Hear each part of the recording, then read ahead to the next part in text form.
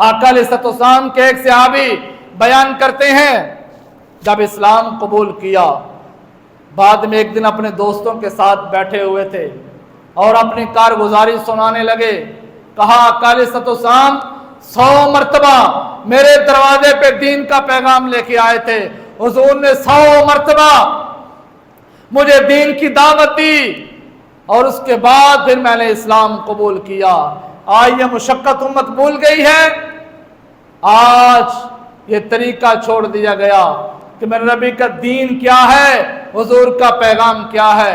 ओ भाइयों, अगर मेरे नबी के दीन पे चलना चाहते हो, अगर हुजूर का खालिस दीन लेना चाहते हो, अल्लाह के नबी ने 2 चीजें बताई हैं, एक मेरा फरमान है, एक मेरी सुन्नत है, एक मेरा तरीका है, दूसरा रब का कुरान है।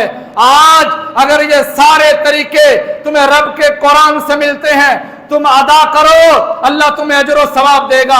ये सारे तरीके तुम्हें मुस्तफा की सीरत से मिलते हैं, सुन्नत से मिलते हैं, अरे अदा करो, अल्लाह तुम्हें अजर देगा, अल्लाह तुम्हें सवाब देगा, अल्लाह तुम्हें नेकियां अता फरमाएगा।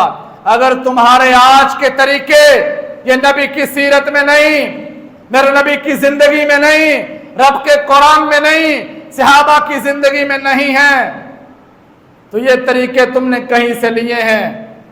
ये तरीके कहां से आए? ये तरीके हमारे दीन में कैसे दाखिल कर दिए गए? अल्लाह को सिर्फ 2 चीजें चाहिए, या इंसान रब के कुरान के ऊपर अमल करे, या फिर इंसान मुस्तफा के पैगाम के